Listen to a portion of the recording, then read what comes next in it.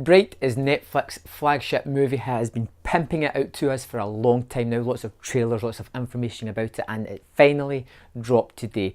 Now, I've been looking forward to this one because I really like a lot of the people involved with the movie, and I just liked the look of it. I thought the trailers were pretty fun.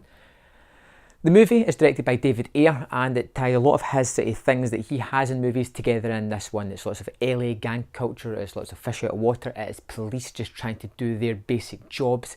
In this world, however, there is elves, there is orcs, there is humans, there is fairies, there is magical people all around. Will Smith plays Ward, our detective that we are following. His partner is Jacoby, an orc, the first one in the police force, so everybody's watching him. He doesn't really want to be attached with this partner, but there's not much you can do about it. And he seems to be one of the less hateful cops around about this matter. Jacoby is definitely put upon and looked down upon because of his appearance and his race. And as these two go about their daily grind, the jobs that they're just trying to do, they discover this magic cult with a wand that can cause untold destruction. Together, these two manage to get a hold of it, along with a young girl named Tika, who doesn't really seem to say much, but seems to know a little bit more than she's letting on.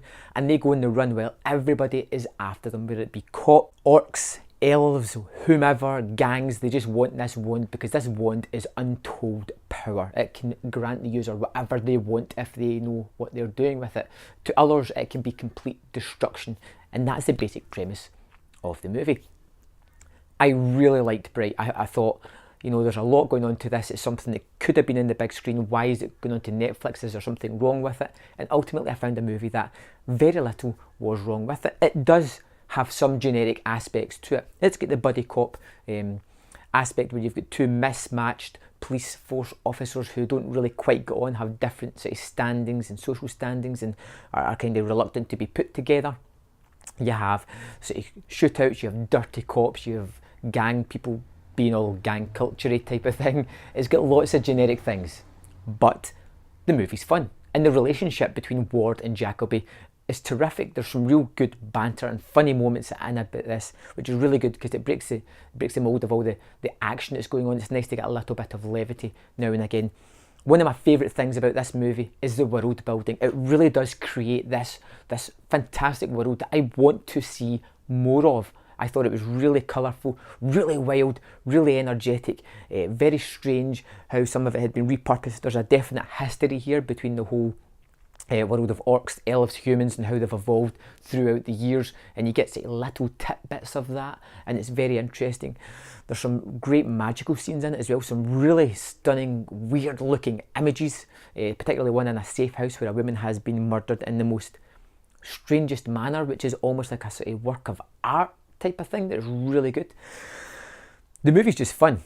It's got these set pieces that are energetic, kinetic, really keep you on the edge of the seat. They are violent, they are propulsive, and they make the movie go forward, because there is a period of time where it pretty much turns into a chase movie, and it is exciting. You never know what's going to happen next. You have kind of inklings because we've all seen movies before and you get a funny feeling it's going to go down a certain path. Sometimes it does, sometimes it deviates, which is always nice. It keeps it fresh.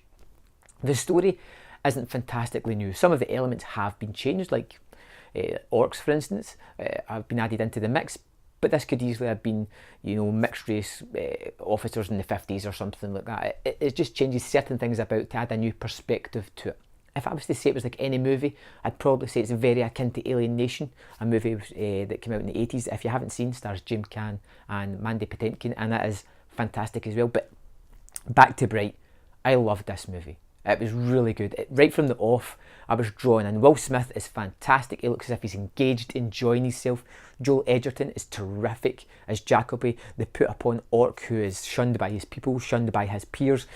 He has nowhere to go and just wants to try and build a little bit of a relationship with Ward. You've got Noomi Rapace as the bad guy who doesn't have much to do, but what she does do is she looks cool as hell doing it. You have Edgar Ramirez as a sort of FBI type person who is there for bits and starts in the movie, and he's very good as well. Everybody does the basics. The direction is fun. The movie's just energetic and something that I really enjoyed. I think this is one of the Netflix best movies that they've released. This big budget thing, I would have been happy to pay my money in the cinema and go and watch it there, but here on the TV, fantastic. I want to sit and watch it again. I wish I could go and see it on the big screen because I think it would be fantastic on that. If this is the mould that Netflix are moving on to, brilliant. Big budget, spectacle, action, thrilling fantasy movies at home. It shouldn't work overly well. It sounds a little bit wacky, but it is a tremendously fun movie. I can't recommend checking it out at all. If you've got Netflix, this is a no-brainer. You've got to watch this. I gave it 5 out of 5. Terrific movie, a whole lot of fun. If you've seen it, let me know in the comment box below, and I will see you next time on Man vs. Film.